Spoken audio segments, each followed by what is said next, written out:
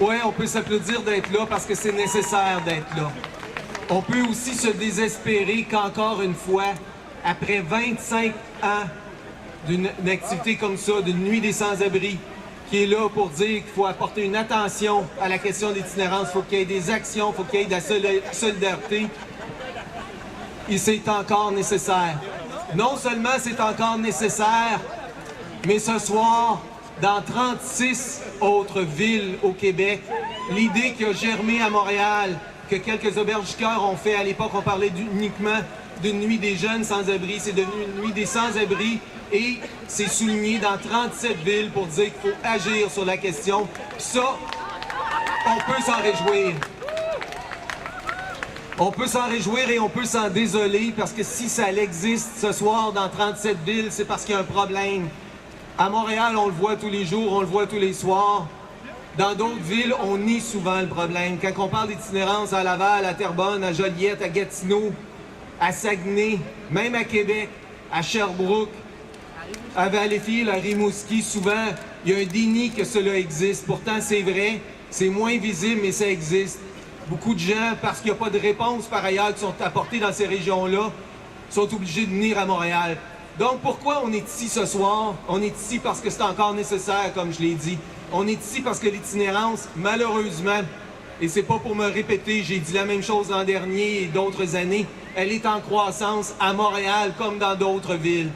Année après année, les grands refuges pour hommes accueillent plus de personnes et beaucoup de monde vont dans les refuges, mais c'est pas tout le monde qui y va. Année après année, soir après soir, à Montréal, les ressources d'hébergement à court et moyen terme pour femmes sans abri, femmes en difficulté, refusent des femmes faute de place. C'est un drame qui perdure et qui nécessite une action. Est-ce qu'on est ici pour rien? Est-ce que ça donne rien? La réponse, c'est non. On est ici parce que ça donne des résultats de se mobiliser, ça donne des résultats de se solidariser. Depuis des années, une des demandes qu'on portait dans le cadre de la Nuit des sans-abri, c'était l'adoption d'une politique nationale de lutte à l'itinérance. L'an dernier, on disait qu'il faut absolument que ça soit fait. On était en chantier pour y arriver. Et en février dernier, effectivement, le gouvernement du Québec s'est doté d'une politique de lutte à l'itinérance. Une politique, ça ne fait pas disparaître le problème du jour au lendemain, mais ça peut permettre d'agir.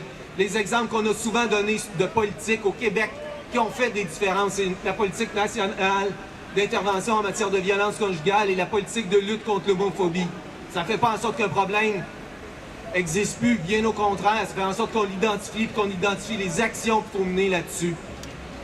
Tout à l'heure, quand on va arriver là-bas, il va y avoir la nouvelle ministre responsable du dossier de l'itinérance depuis les dernières élections, Mme Lucie Charlebois, qui va être là. On est bien content qu'elle prenne la rue. Elle était dans son comté plus tôt, dans Vaudreuil, dans une des autres nuits des sans-abri, pour venir nous accueillir parce qu'on a des demandes à lui exprimer. France Labelle, en cours de route du refuge des jeunes, y reviendra. Mais la politique nationale de lutte à l'itinérance, elle identifie des actions au niveau du logement, du revenu, de la réinsertion, de la judiciarisation, de l'accès aux services de santé, aux services sociaux. Donc, ce qu'il faut faire pour prévenir et réduire l'itinérance. On est bien inquiet quand on voit ce qui se passe à Québec, par ailleurs, de comment une politique va pouvoir se déployer. Un autre acteur qu'on a beaucoup interpellé dans les dernières années dans le cadre de la Nuit des sans-abri, c'est le fédéral.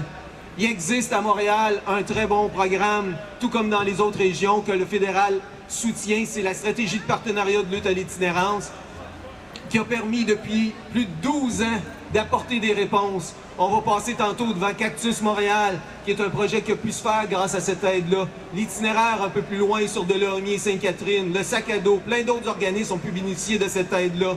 Présentement, plus de 90 intervenants et intervenantes rejoignent plus de 25 000 personnes qui sont en situation de risque d'itinérance à Montréal.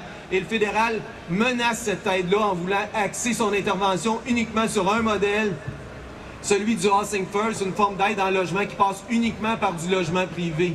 Ça serait un recul inacceptable, ça serait un recul énorme si le fédéral va de l'avant avec ça. C'est une des choses qu'on demande au gouvernement du Québec de ne pas signer une entente qui va vers ça, parce que cette aide-là aussi, elle a permis de contribuer au développement de logements sociaux et elle doit continuer à le faire. Finalement, puis lui aussi va être là, il y a un acteur qu'on interpelle beaucoup depuis des années, c'est la Ville de Montréal.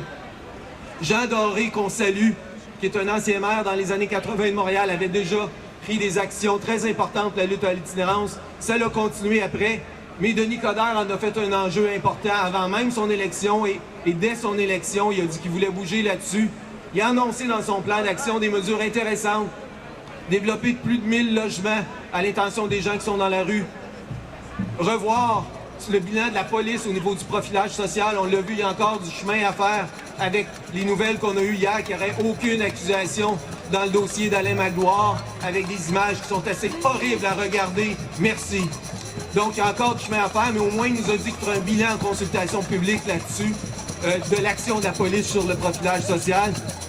Un des bons moves que le maire a fait par ailleurs à quelques reprises, incluant dans son plan de lutte à l'itinérance, c'est d'annoncer un appui très clair au développement de services d'injection supervisés. Et ça, qu'un maire de Montréal prenne une position si claire là-dessus, c'est une bonne nouvelle. Et là encore, on a hâte de voir de ce que le gouvernement du Québec va nous dire là-dessus.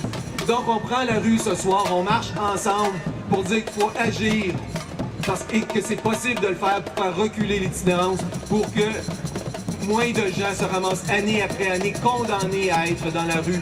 Parce que les gens qui vont dans les refuges, ils vont pas parce que c'est un luxe, contrairement à ce que certains journalistes et certaines personnes ont pu dire dans les dernières semaines. Les gens qui se ramassent à la Maison du Père, c'est parce qu'ils n'ont pas le choix d'y être, qu'ils s'y retrouvent. Encore une fois, je vous remercie d'être là.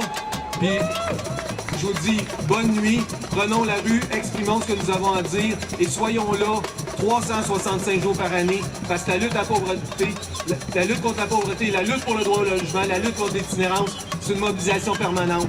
Nous, au Ratsim, on fête nos 40 ans cette année. On est là ce soir et on va être là demain et les autres jours de l'année. Merci.